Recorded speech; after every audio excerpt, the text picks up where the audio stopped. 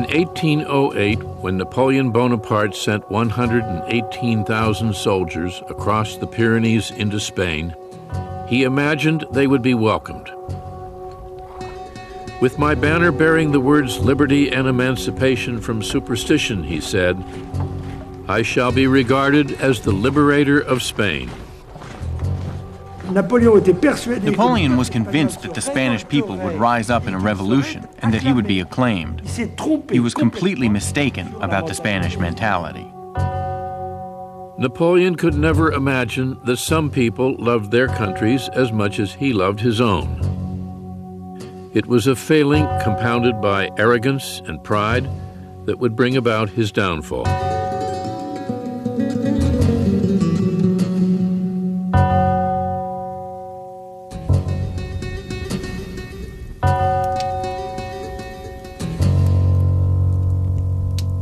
Napoleon's economic blockade of Great Britain wasn't working.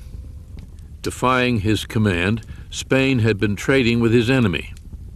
Determined to bend the Spanish people to his will, he decided to make Spain a part of his empire.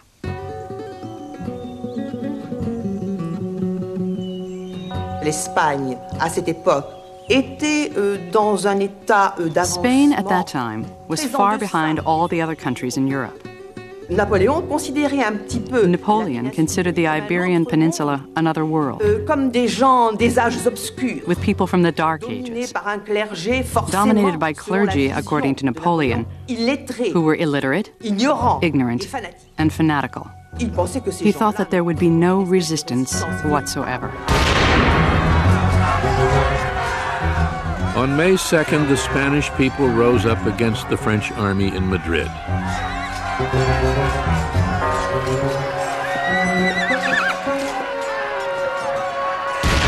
By nightfall, 150 French soldiers were dead.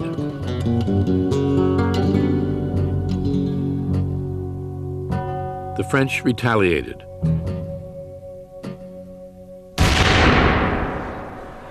Killing thousands of Spaniards. It was the start of a brutal, no-holds-barred war, marked by savagery on both sides.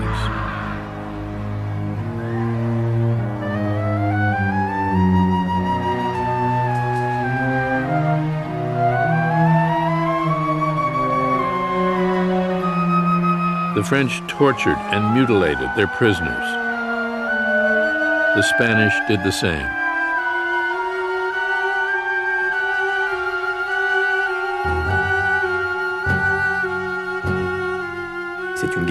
It's a war of atrocities. C'est une guerre, ce qu'on a appelé la guérilla. It's guerrilla war. The word comes from this time. The French army has never fought this kind of war. Pas du tout la guerre. Not at all the glorious war that they fought elsewhere. At this point, you begin to see a failure of Napoleon's judgment. He had somehow lost sense of proportion. He gets into Spain, and he won't give up. Thousands died, but there was no decisive victory. Napoleon would keep his armies in Spain for 5 years, unable to break the will of the Spanish people. Napoleon n'accepte plus. Napoleon no longer accepts advice. Napoleon ne croit plus. Napoleon only believes in himself. He only has confidence in his star. Et donc, So he is going to be blinded. As his empire grew, Napoleon increasingly assumed the part of a Roman Caesar, godlike and infallible. Now he wanted a son to succeed him. But Josephine had never been able to give him one. 46 years old, she knew she never would. I know I will be shamefully dismissed from the bed of the man who crowned me, she told a friend. For months, Napoleon hesitated. They were a couple very well suited to each other. Up to the end, he believed that Josephine was his lucky star. That's why it was so difficult to divorce her. At last, he decided to tell Josephine they must sacrifice their marriage for the greater glory of France. 2 weeks later, the divorce became official. "I understood my Bonaparte," Josephine said. "I knew very well that in the end he would get his way."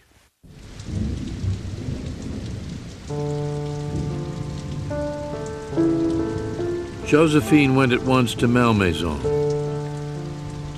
The next day, Napoleon came to see her in the driving rain. Hand in hand, they walked through the downpour. Then he was gone. Pour elle, c'est fini. For her, it's over. Elle ne sera plus l'impératrice. She will no longer be Empress Josephine. Mais Napoléon n'a pas non plus. But Napoleon doesn't want this break either. Il tient à Joséphine, il l'aime. He's attached to Josephine.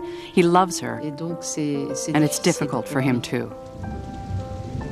Napoleon gave Josephine Malmaison and an allowance of 3 million francs a year. Now he was free to find a new wife and father an heir to his throne. "I want," he said, "to marry a womb."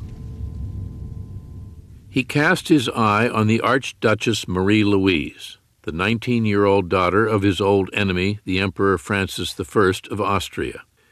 Marriage to Marie-Louise would ally him with the Habsburgs, one of the great reigning families of Europe. But the young woman despised Napoleon. Just to see the man, she wrote in her diary, would be the worst form of torture. Her father overruled her objections.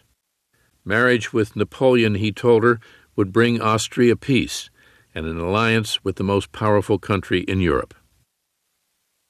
Brought up to obey, the 19-year-old girl said goodbye to her family and headed toward France. On April 2nd, 1810, Emperor Napoleon Bonaparte married the Archduchess Marie-Louise, with all the extravagant display befitting the joining of two empires.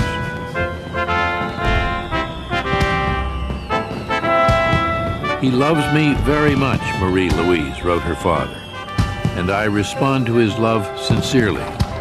There is something very fetching and very eager about him that is impossible to resist." Napoleon must have wondered if he was dreaming. He was marrying a Habsburg. He was becoming allied with one of the oldest and most venerable monarchies in Europe.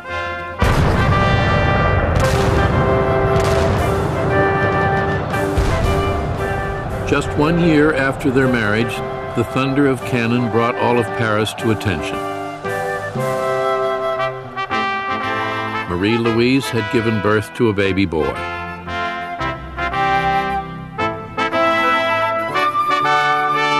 Napoleon called him the King of Rome.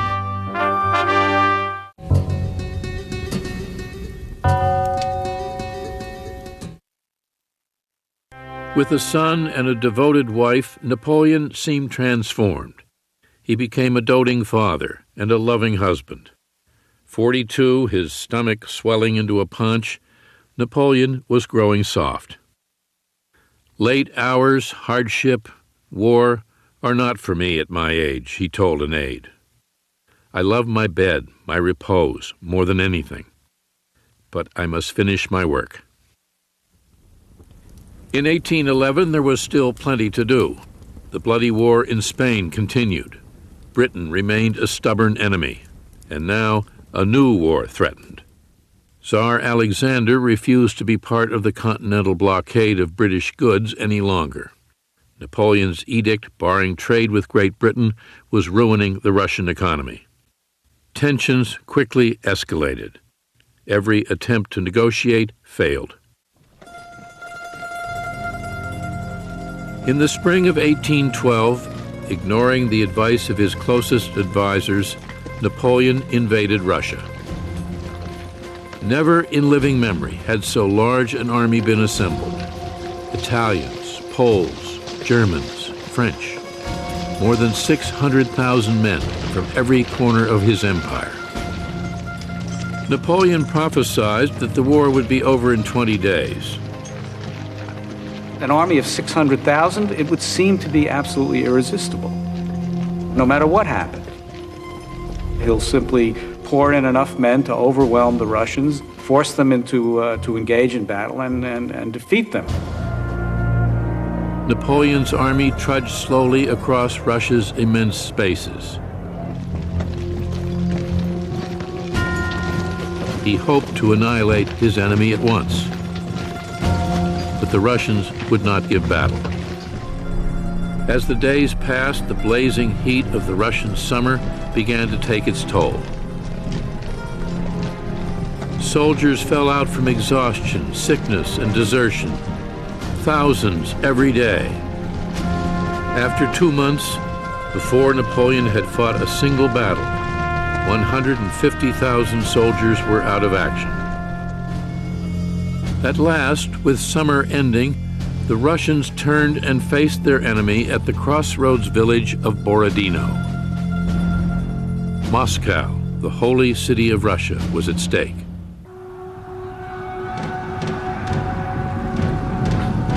The Battle of Borodino was a brutal slugfest. Napoleon threw his enormous army at the Russians in a frontal assault, showing little of his old strategic subtlety.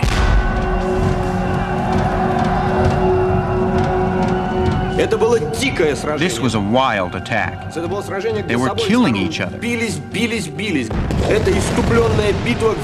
were deaths without stop. It was horrific.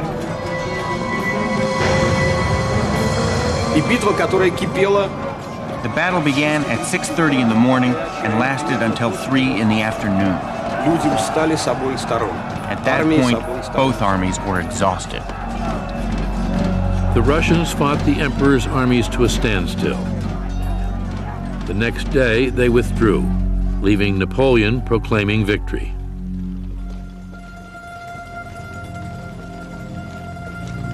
Moscow was at his mercy, but the Russians refused to make peace.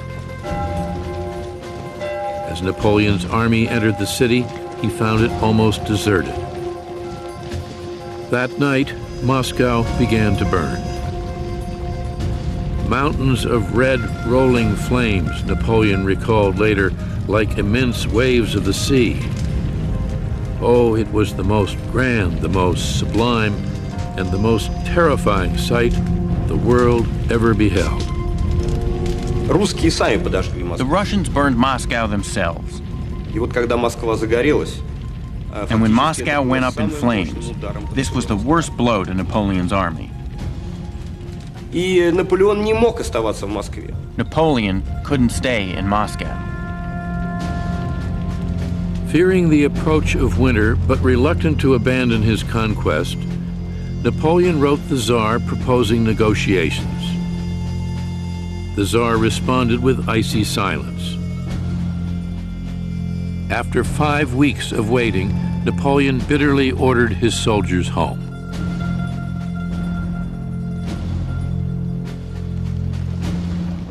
On October 19th, he led his men, laden with spoils, out of Moscow through the gate of Kaluga. It was a warm fall day.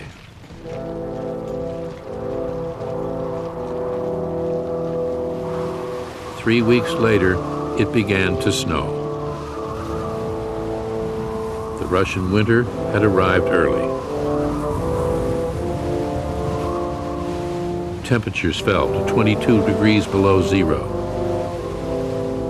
Napoleon's soldiers froze in the open countryside. Our lips stuck together, one soldier wrote. Our nostrils froze. We seemed to be marching in a world of ice. Food ran out. Horses died by the thousands. Hungry soldiers quarreled over the horseflesh. They were fighting starvation, cold, fatigue, disease, and the Cossacks. The Cossacks harried Napoleon's flanks, tearing at his army as if it were a wounded animal. The army is being eaten away because it is being attacked on all sides. So the army fell apart, little by little. The French army no longer existed as a fighting force.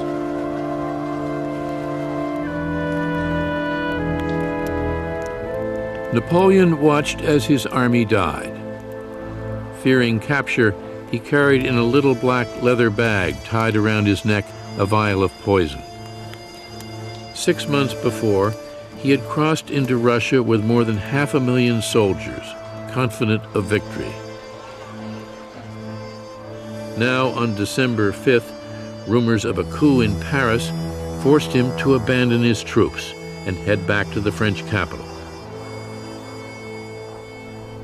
As his sled made its way across Europe, he told a companion, "It's just one step between the sublime and the ridiculous." He lost 500,000 men, a staggering sum. Out of the 600,000 men who went in, 93,000 came back. It was the beginning of the end, his former foreign minister Charles Talleyrand said. Smelling blood, Britain, Prussia, Russia, and Sweden united against him. Only Austria, ruled by his wife's father, wavered.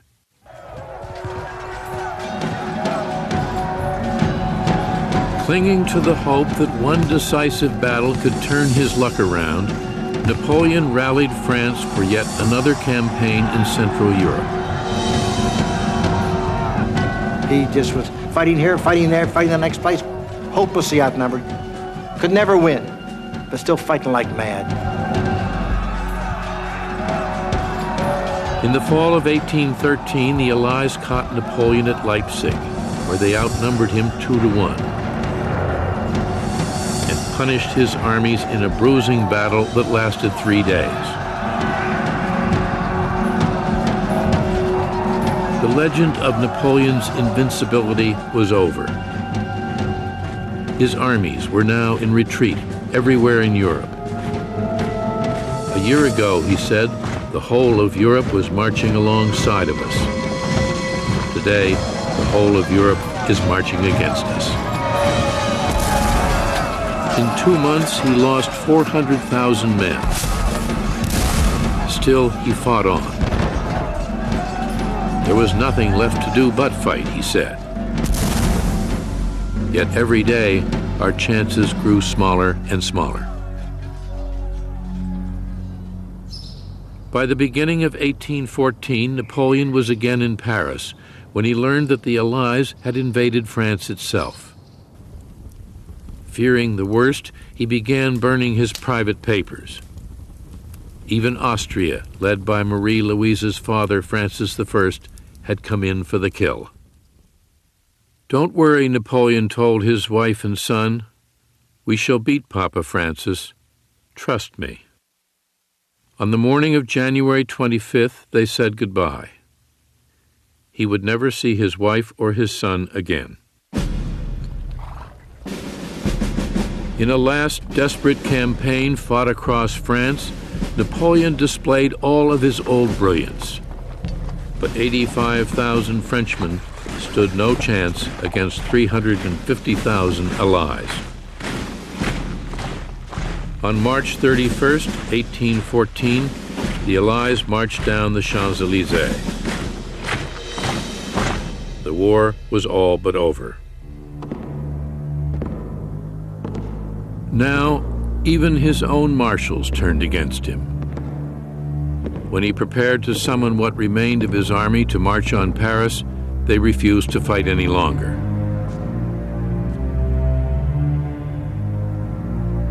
On April 12, 1814, Napoleon picked up a pen and renounced his throne.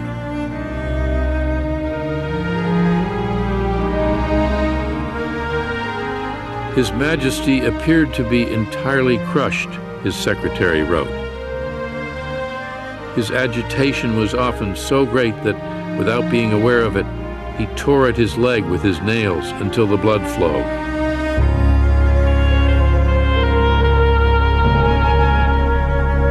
That evening, he emptied the contents of a leather pouch into a glass of wine and drank it. poison failed to kill him. He would live to see everything he had won taken from him. "My father arrived hours ago," Marie-Louise wrote him 2 days later. "He will not let me come to you or see you. I am so sad I don't know what to tell you. I kiss you, and I love you with all my heart."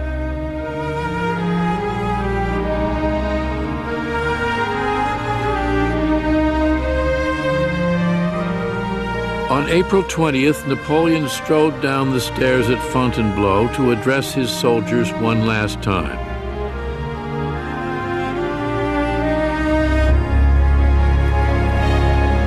"Goodbye, my children. I am leaving.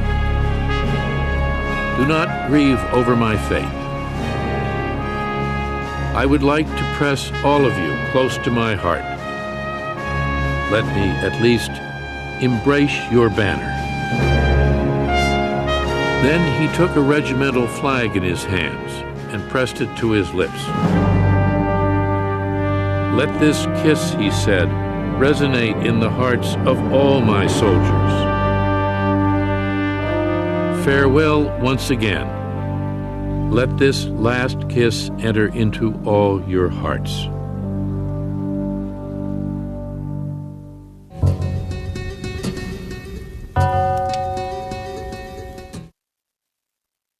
A British warship carried Napoleon into exile. Just 45 years old, he had won, then lost an empire. As he sailed across the Mediterranean, he came within sight of Corsica, a bitter reminder of how far he had come and how great was his fall.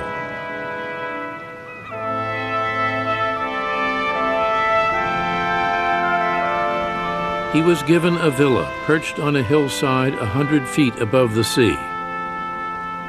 Still a sovereign, this would be his new palace, where he was expected to spend the rest of his life.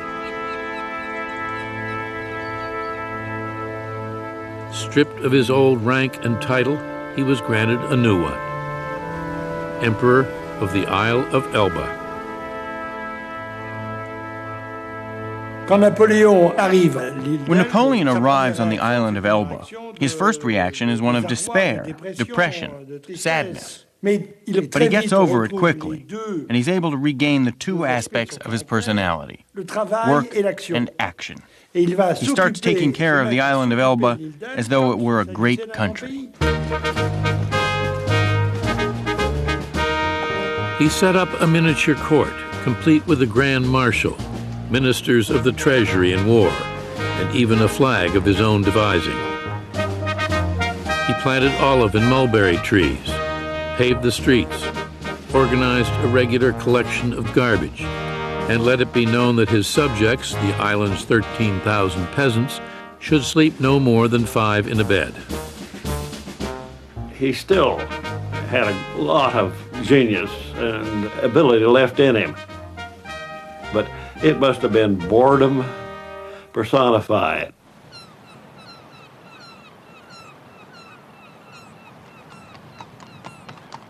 Napoleon spent his days on horseback, exploring Elba's meager resources.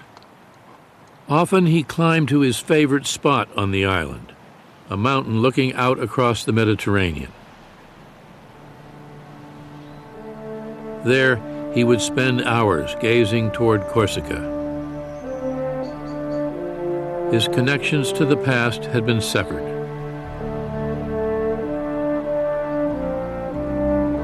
When he learned that Josephine had died at Malmaison, he did not leave his room for 2 days.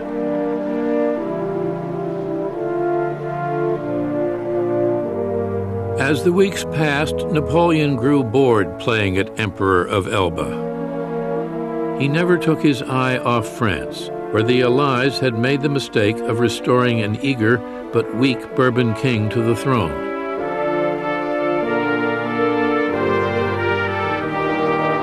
King Louis XVIII had neither Napoleon's charm or charisma.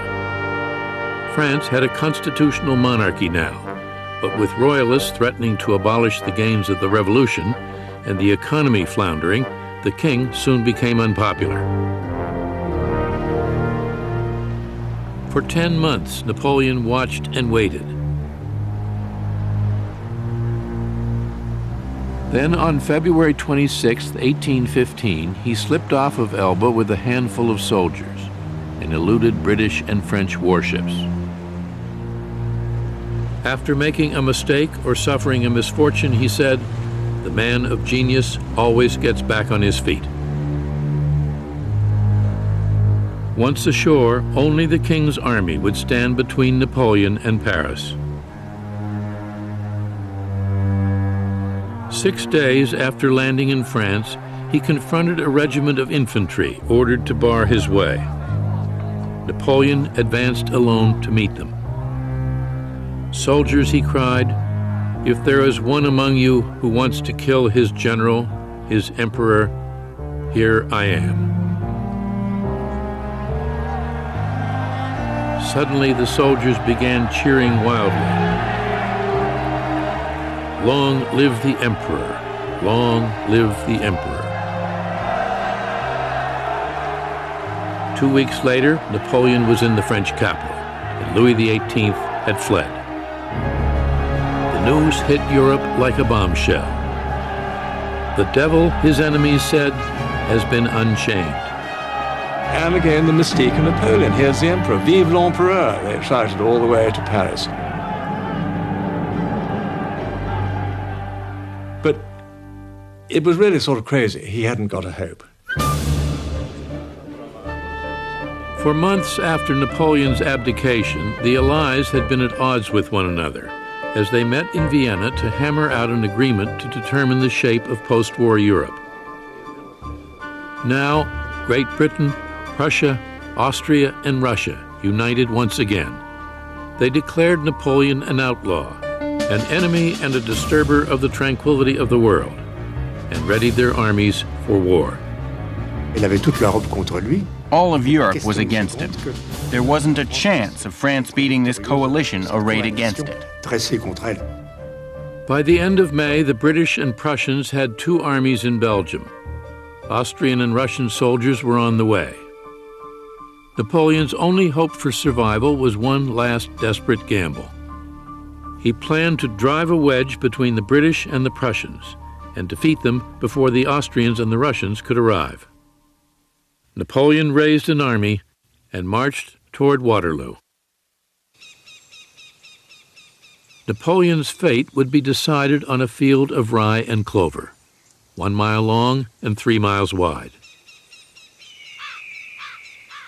Waiting for him was Great Britain's most formidable soldier, the Duke of Wellington. Tall, aristocratic, rather arrogant, disdainful, not an enormous amount of imagination, but totally unflinching, nerves of steel. He knew his army, and he knew what they would take, and he knew how to deploy them, and he was superlative on the defensive.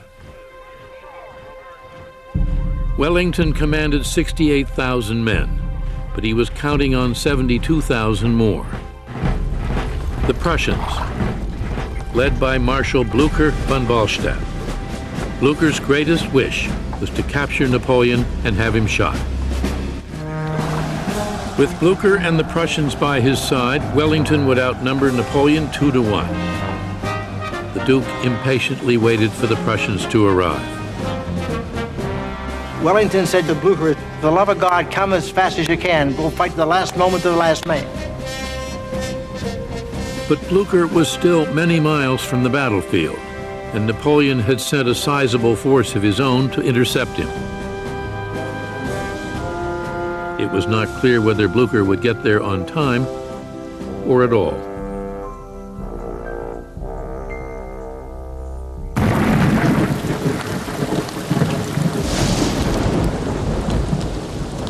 The night before the battle, soldiers on both sides caught what sleep they could under a heavy downpour. The next morning, Sunday, June 18th, they were sopping wet. So was the field in which they were to fight, now dotted with puddles and caked in mud. As the sun rose higher in the sky, the Duke and his soldiers braced themselves. But Waterloo remained silent. Nearly 5 hours had passed since daybreak, yet Napoleon had not given the order to attack. He said he was waiting for the ground to dry, so he could maneuver his cannon. "I felt that fortune was abandoning me," Napoleon said. "I no longer had the feeling that I was sure to succeed."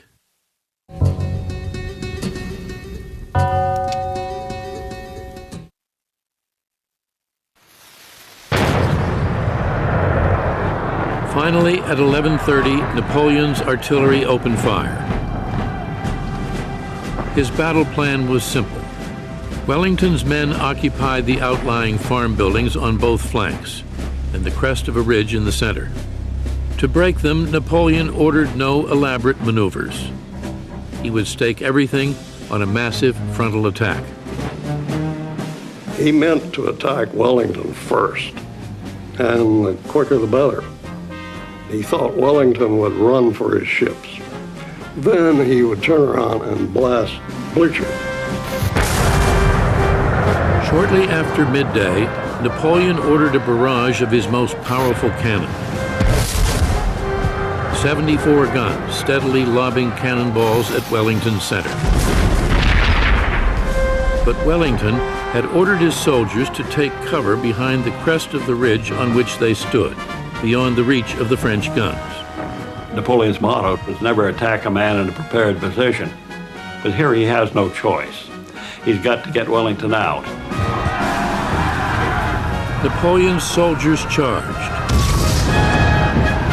The British counterattacked, driving the French back in confusion.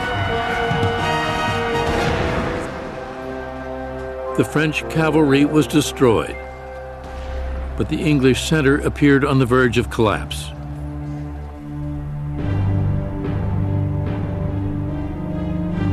The sun hung low in the sky, glowing blood red through the trees and smoke. It was then that Napoleon saw them, Prussian soldiers emerging from the smoke, still in the far distance. He called for the Imperial Guard, the most feared of all his soldiers. Throughout the fighting, he had held them in reserve. Now, he sent them forward.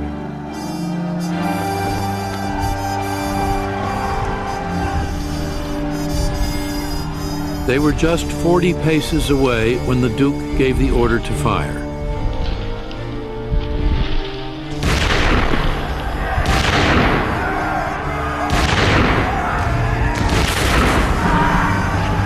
In less than a minute, 400 Frenchmen fell.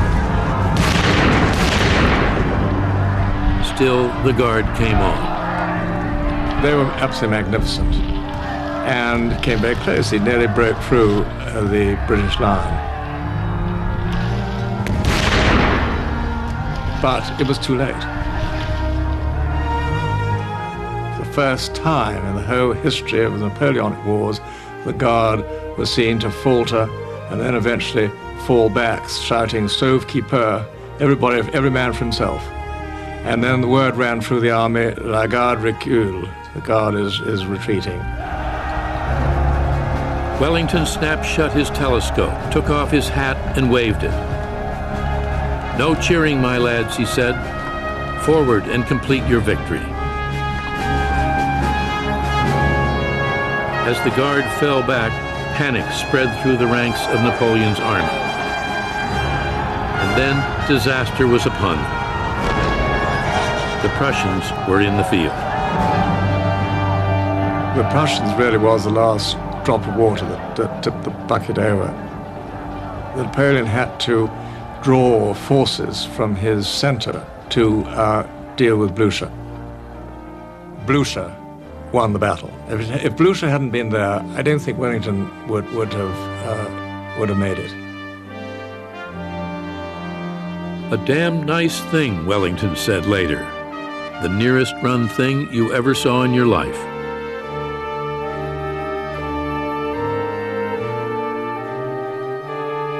The battle had lasted less than 12 hours, a single Sunday afternoon. The field bloody with the wounded and the dead, Napoleon tried in vain to rally his men, then turned his back on the catastrophe and escaped. With all of Europe against him, Napoleon saw the futility of going on. As Allied armies closed in around him, he let events run their course. On June 22, 1815, 4 days after the Battle of Waterloo, he abdicated his throne for the second time. With no hope of escape, he put himself at the mercy of Great Britain. He wished, he said, to reside in a country house near London. The British turned him down.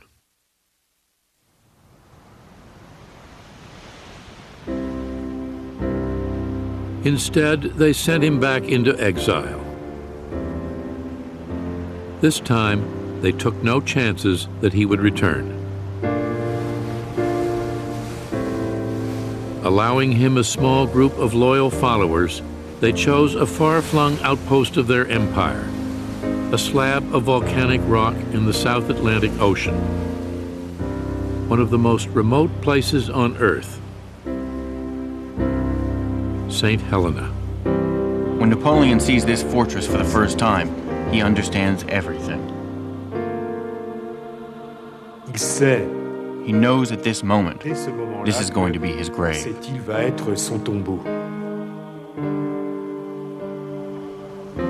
Once the ruler of nearly all of Europe, Napoleon found himself confined to an island 10 miles long, 6 miles wide.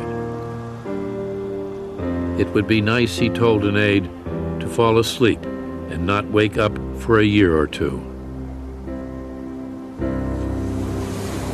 On Elba, he had at least been an emperor. On St. Helena, he was a prisoner, guarded by 2,000 soldiers and 2 ships that circled the island 24 hours a day. His final palace would be a wooden bungalow that had once been a row of cattle stalls. He was 46 years old, with nothing to do for the rest of his life but eat, sleep, and search for a way to occupy his mind. To die is nothing, he said, but to live defeated and without glory is to die every day.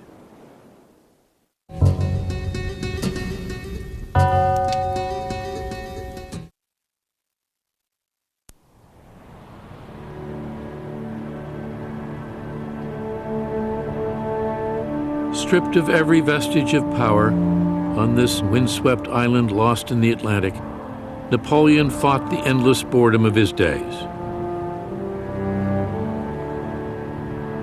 He gardened, read any book or newspaper he could get his hands on, tried rewriting a tragedy of Voltaire's, imposed an exacting imperial etiquette on his retinue, and sparred with the island's English governor, who insisted on calling Napoleon General Bonaparte. When he was unable to sleep, he would summon one of his retainers in the middle of the night and rant about the world, or explain why he lost the Battle of Waterloo. Only one weapon remained him: words. With words, he would launch his last campaign.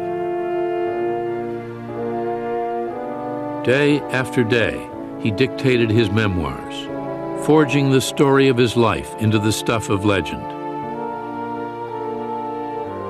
"I shall survive," he said, "and whenever they want to strike a lofty attitude, they will praise me." Il avait, pendant ces jours-là, décidé que sa vie... He had decided during this time that his real life had ended, but that now his legendary life would begin, and that he had to take care of it. He re-argued his decisions and refought his battles, recalling his greatest triumphs for all the world to admire. Rivoli, the pyramids, Marengo, Austerlitz. These are granite, he said. The tooth of envy is powerless there. The civil code, the Bank of France, the bridges over the Seine, schools, roads, canals, libraries. He made them all bear witness to his enduring legacy. He reconstructs his actions to justify his choices, to say that he was the savior of the revolution, to say that he wanted peace, to say that he wanted a new world, and that the kings of Europe were opposed to a modern man, a man of action who was working for the good of the people.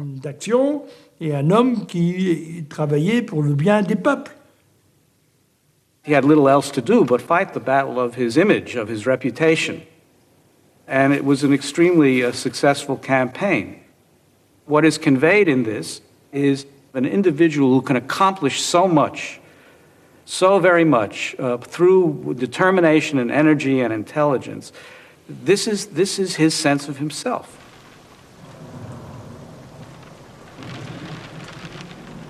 As time wore on, his health failing, Napoleon at last gave way to boredom and then despair. He really felt this sadness falling little by little, like a drop of acid which finally corrodes your soul. I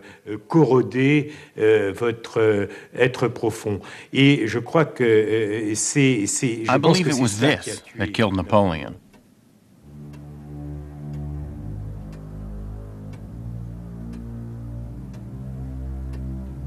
Napoleon lasted 5.5 years on St. Helena.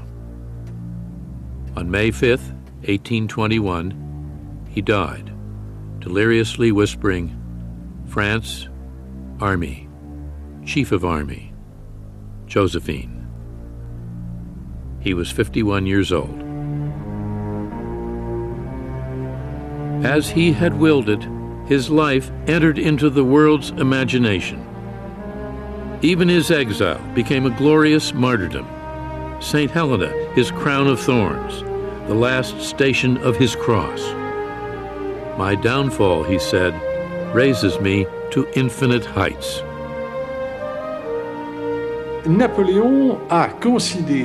Napoleon considered it necessary to present himself as a martyr. He said, if Christ hadn't been crucified, he would never have been God.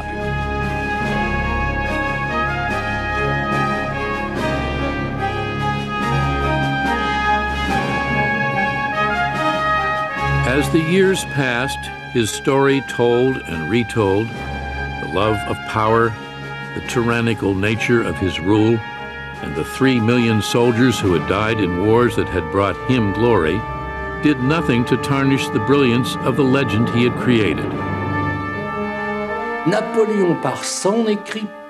Napoleon, through his writing, was able to create loyal, fervent followers. It's extraordinary.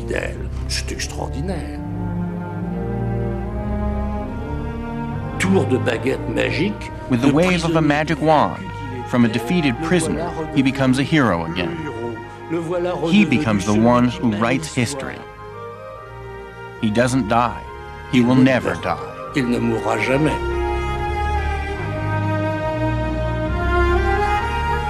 Everything on earth is soon forgotten, Napoleon said, except the opinion we leave imprinted on history. There is no immortality but the memory that is left in the minds of men.